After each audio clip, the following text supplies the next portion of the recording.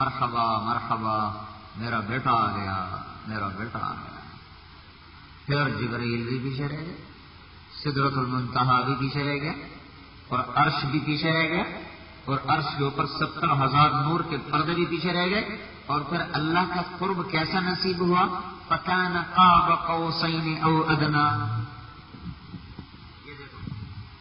یہ ہے کمان، یہ کمان ہے، اور یہ اس کمان کے اوپر جو تار باندھا جاتا ہے، یہ تار ہوتا تھا آنت کا، آنتوں سے بناتے تھے، آنت ٹوٹتی نہیں۔ یہاں سے کمان کو پکڑا اور یہ ہے وہ تار، یہاں تیر رکھا اور اس کو کھینچ کے مارا، سمجھ گئے؟ یہ جو حصہ ہے، یہ حصہ، اس کو عربی زبان میں قاب کہتے ہیں۔ یہ قاب ہے، یہ قاب ہے۔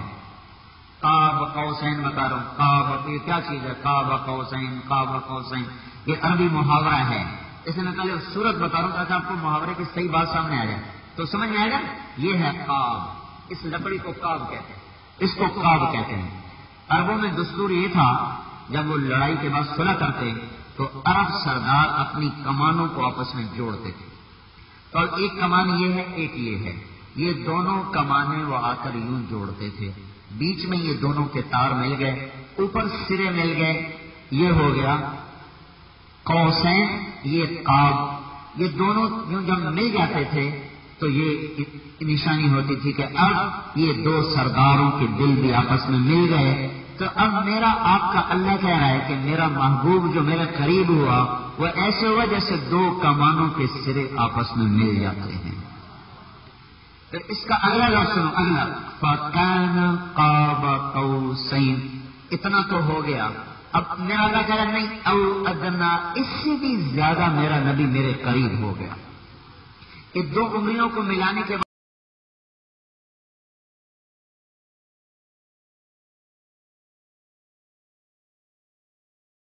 ہے، پر اللہ کہہ رہا میرا نبی اس سے بھی زیادہ میرے قریب ہو گیا۔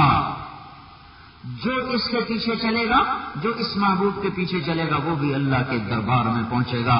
وہ میرے بھائیوں زمین پر چلتا ہوا اس کے قدموں کی ٹاپ عرش پہ سنائی دی۔ تو اللہ کے نبی کے ہاتھوں میں ہاتھ دے دو بھائی، تو یہ پرواز اونچی ہے، اوپر پہنچا دیں گے۔ ایک بدو نے اگر کچھ باتیں کی، کہنے لگا تمہاری 3 باتیں ہماری سمجھ میں نہیں آتی۔ آپ نے کہا کیا کیا؟ کہنے لگا تم کہتے ہو ہم اپنا کلمہ چھوڑ کے تیرا کلمہ پڑھیں، کوئی باپ دادے کا طریقہ نہیں چھوڑا کرتا۔ تو تم کہتے ہو ایران روم فتح ہو جائیں گے، ہمیں روٹی نہیں ملتی تو ہمیں ایران روم کی کہانیاں سناتا ہے۔ تو کہتا ہے مر جائیں گے، مٹی ہو جائیں گے، پھر زندہ کیے جائیں گے، کوئی قبروں سے اٹھ کے آیا بتانے کے لیے؟ تو آپ نے مسکرا کر فرمایا انشاءاللہ تو زندگی لمبی پائے گا، اور 2 باتیں تو اپنی زندگی میں دیکھ لے گا، سارا عرب میرا کلمہ پڑے گا، ایران اور روم ٹوٹ جائے گا، مدینہ میں ان کے خزانے آتے ہوئے تو دیکھے گا۔ تیسری بات مرنے کے بعد والی، تو قیامت کے دن تیرا ہاتھ پکڑ کے تجھے یاد دلا دوں گا کہ تیسری بات ہو گئی کہ نہیں ہو گئی۔ وہ کہنے لگا نہیں میں نہیں مانتا، واپس چلا گیا۔ تو جب مکہ فتح ہوا سارا عرب مسلمان ہو گیا 8 ہجری میں، اب وہ مسلمان نہیں ہوا۔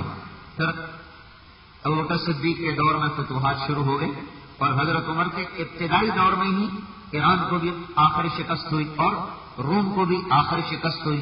رومی ہار گئے یرموک اور ایرانی ہار گئے قادسیہ، یہ بالکل شروع میں جنگیں ہیں۔ تو پھر وہ بدو کہنے لگا او ہو 2 تو ہو گئی، اب تو تیسری بھی ضرور ہو جائے گی۔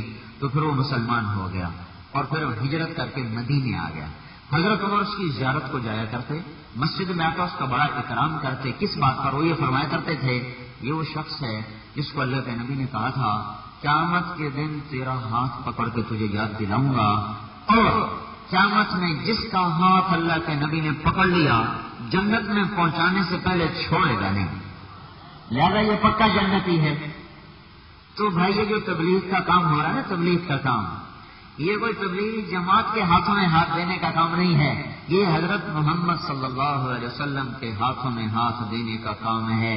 ہم اپنی ذات کی طرف نہیں بلا رہے، اپنی شخصیت کی طرف نہیں بلا رہے۔ تو دیکھو بھائیو، آؤ ہم سب اللہ اس کے رسول کی پاکیزہ مبارک زندگی کو اپنی زندگی بنا لیں۔ آج سے مبارک دن پتہ نہیں اب کتنے سالوں کے بعد پھر آئے گا۔ 12 ربیع الاول تو ہر سال آئے گی. اب پتہ نہیں پیر اور 12 اکٹھے ہوں گے کہ نہ ہوں گے، لیکن آج غنیمت ہے کہ پیر کا نام ابھی باقی ہے، سوموار کا نام ابھی مٹا نہیں ہے، منگل کا نام ابھی آیا نہیں ہے. اس سے پہلے ہم توبہ کر کے اپنا نام اللہ کے رسول کے غلاموں میں لکھوا لیں. غلام رسول بن کے دکھا دیں میرے بھائیوں، ساری دنیا سے اللہ آزادیاں نصیب فرما دے گا. ہماری غلامی کی وجہ یہ ہے کہ ہم نے غلام رسول ہونے کا توق اپنے گلے سے نکالا تو اللہ تعالیٰ نے دوسرے توق ہمارے گلے میں ڈال دیے. غلام رسول بن جائیں تو اللہ سارا عالم جھکا دے گا.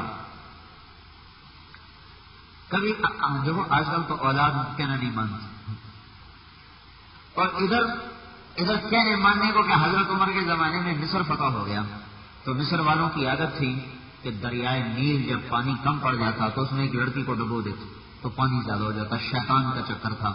تو جب حضرت عمر نے مصر فتح کر لیا کہا یہ بات نہیں ہوگی، اسلام میں ظلم کی اجازت نہیں ہے، تو ہم کسی لڑکی کو ڈبونے کی اجازت نہیں دیں گے. تو لوگوں نے بستر باندھ لیا، نکلو اب تو پانی ہوگا نہیں، بھوکے مریں گے.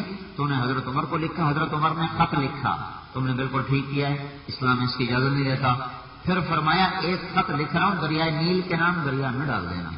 خط کہاں جا رہا ہے؟ دریائے نیل کے نام. اس میں کیا لکھا تھا؟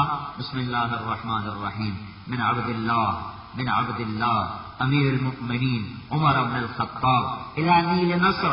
یہ اللہ کے بندے امیر المؤمنین عمر کا خط ہے دریائے نیل کے نام. اما بعد فإن كنت تجری من قبلك فلا تجری. اے دریائے نیل اگر تو اپنی طاقت سے چلتا ہے تو بند ہو جا، ہمیں تیری کوئی ضرورت نہیں. فإن كان الله الواحد القهار يجري فأسأل الله الواحد القهار أن يجري. اور اگر تجھے میرا اللہ چلاتا ہے تو میں اسی اللہ سے کہتا ہوں کہ تجھے بہا دے، چلا دے. یہ جملہ، یہ خط حضرت عمر سے کہا میرا خط دریا میں ڈال دو. جب یہ خط پہنچا تو حضرت عمر نے آدمی بھیجا، انہوں نے جا کر خط دریائے نیل میں ڈالا. صبح لوگوں نے کیا دیکھا؟ دریائے نیل 14 ہاتھ پانی سے بھر کے بہ رہا تھا. غلام رسول بن جاؤ، غلام رسول، کائنات غلام ہو جائے گی. عجیب و غریب قصے ہیں. سعد بن ابی وقاص رضی اللہ عنہ نے قادسیہ کی جنگ سے پہلے چاہا کہ کچھ فوج کے لیے نا اکٹھا کرنے سامان کھانے پینے کا. ایک چھوٹا سا قلعہ تھا نیسان، وہاں کی فتح کے لیے عاصم بن عمر انصاری کو بھیجا تاکہ وہاں سے غلہ بھی مل جائے گا، وہاں سے جانور مل جائیں گے. جب ایرانیوں کو پتا چلا کہ وہ آ رہے ہیں تو انہوں نے اپنی گائے بھیڑ بکریاں ساری جنگل میں جا کے چھپا دی.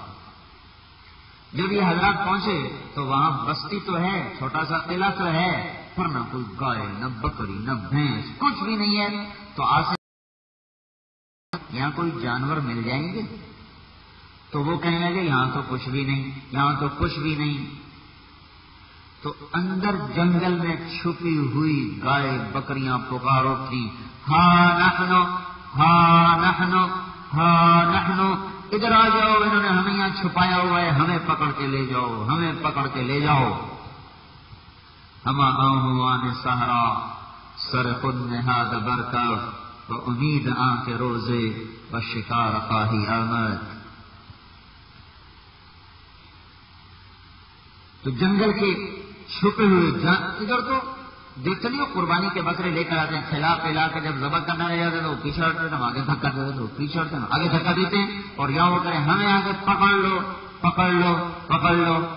آخری حج میں جب آپ نے قربانی کا حکم دیا 100 اونٹ لائے گئے، ان میں سے 63 آپ نے ذبح کیے، 100 میں سے 5 آگے کھڑے کیے گئے. ان 5 میں سے ایک آپ کے سامنے لایا گیا اور آپ نے برچھا اٹھا اس کو مارنے کے لیے، ذبح کرنے کے لیے. جب 4 اونٹوں نے دیکھا کہ یہ تو محمد مصطفیٰ صلی اللہ علیہ وسلم کے پاک ہاتھوں سے ذبح ہو رہا ہے تو ان اونٹوں میں لڑائی شروع ہو گئی. ہر اونٹ یہ زور لگانے لگا کہ میں پہلے جا کے ذبح ہو جاؤں. اونٹوں میں لڑائیاں شروع ہو گئی، میں پہلے.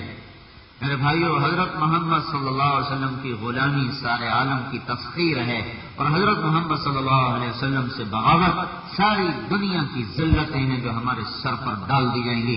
اور کتنے انسان ہوں گے جن کی غلامی کے طوق ہمارے گلے میں ڈال دیے جائیں گے. حضرت محمد صلی اللہ تعالی علیہ وسلم کی غلامی دو جہان کی عزتیں ہیں، جنت کی چابی بھی ہے، دنیا کی سرداری بھی ہے، اللہ کی رضا کا پروانہ بھی ہے،